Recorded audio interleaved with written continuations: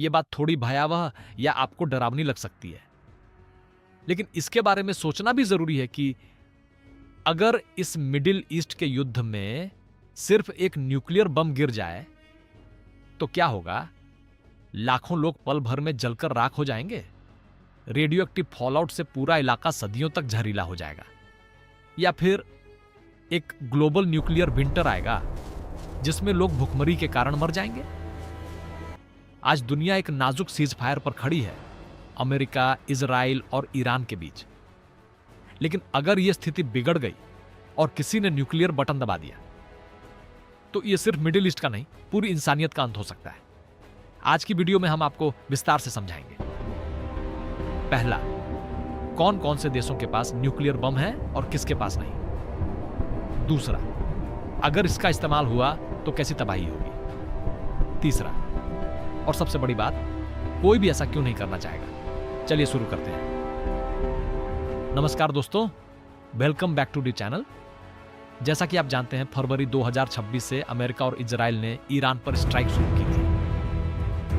अब अप्रैल 2026 में 14 दिन का सीज फायर है। लेकिन इजराइल लेबनान में हिजबुल्लाह पर हमले जारी रखे हुए है और ईरान का कहना है कि सीज फायर का उल्लंघन हो रहा है। स्थिति बेहद तनावपूर्ण है। आज हम एक हाइपोथेटिकल सिनेरियो पर बात करेंगे। अगर यह युद्ध फिर से फुल स्केल हो गया और किसी ने न्यूक्लियर हथियार का इस्तेमाल कर दिया तो क्या हो सकता है। सबसे पहले समझते हैं कि इन देशों में किसके पास न्यूक्लियर बम है।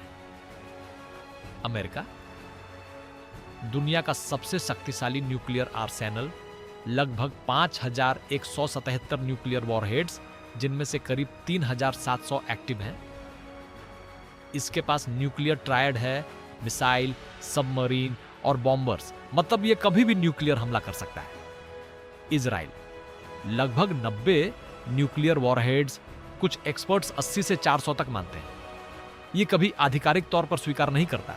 इसकी नीति है न्यूक्लियर एम्बिग्यूटी, ना हां ना ना। इनका एक खास कॉन्सेप्ट है सैमसन ऑप्शन। अगर देश के अस्तित्व पर खतरा हो तो यह बड़े स्तर पर न्यूक्लियर हमला कर सकता है, चाहे खुद का भी नुकसान क्यों ना हो। ईरान के पास अभी न्यूक्लियर बम नहीं है।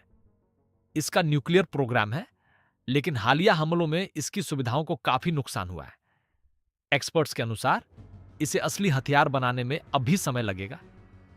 ईरान एनपीटी समझौते का हिस्सा है और कहता है कि उसका प्रोग्राम सिर्फ बिजली उत्पादन के लिए है। तो निष्कर्ष यह है कि अभी अमेरिका और इजराइल के पास क्षमता है, ईरान के पास नहीं। अब सबसे बड़ा सवाल, अगर न्यूक्लियर बम इस्तेमाल हो गया तो क्या होगा। एक छोटा टैक्टिकल न्यूक्लियर बम भी हिरोशिमा से 10 से 20 गुना ज्यादा ताकतवर हो सकता है। ब्लास्ट, हीट और रेडिएशन से लाखों लोग तुरंत मर जाएंगे। तेल अवीव या तेहरान जैसे शहर पूरी तरह तबाह हो सकते हैं। फॉलआउट, रेडियो एक्टिव बादल हवा में फैलेंगे, पानी, जमीन और खाना सब जहरीला हो जाएगा। कैंसर और जन्म दोष पीढ़ियों तक चलेंगे। स्ट्रेट ऑफ हॉर्मुज बंद हो सकता है, जिससे दुनिया की 20% तेल सप्लाई रुक जाएगी। तेल की कीमतें आसमान छू जाएंगी। करोड़ों लोग शरणार्थी बन सकते हैं। रूस और चीन भी इस संघर्ष में शामिल हो सकते हैं। अगर 100 न्यूक्लियर बम भी इस्तेमाल हुए तो न्यूक्लियर विंटर आ सकता है। आसमान में धूल और धुआं सूरज को ढक देंगे, फसलें बर्बाद हो जाएंगी और पूरी दुनिया में भूखमरी फैल सकती है। अनुमान है कि 5 अरब लोग भूख से मर सकते हैं। यह कोई फिल्म नहीं, यह हकीकत है। तो फिर कोई न्यूक्लियर बम क्यों नहीं इस्तेमाल करता है। अमेरिका की पारंपरिक सेना ही बहुत मजबूत है, उसे न्यूक्लियर की जरूरत नहीं। अगर इस्तेमाल किया तो दुनिया भर में प्रतिबंध और अलगाव होगा। अंतर्राष्ट्रीय दबाव, 2017 की TPNW संधि न्यूक्लियर हथियारों को प्रतिबंधित करती है। इससे भी दबाव बढ़ता है। ईरान, इसके पास अभी बम नहीं है। अगर बना भी लिया और इस्तेमाल किया तो जवाब में इजराइल इसे पूरी तरह खत्म कर सकता है। इसलिए यह एक डिटरेंस का खेल है, जहां डर ही सबसे बड़ा हथियार है और कूटनीति ही एकमात्र रास्ता है। दोस्तों, यह सिर्फ आंकड़े या सिनारियो नहीं है, यह इंसानों की जिंदगी का सवाल है।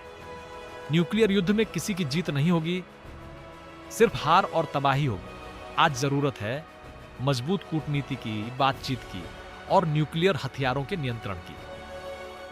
आप क्या सोचते हैं?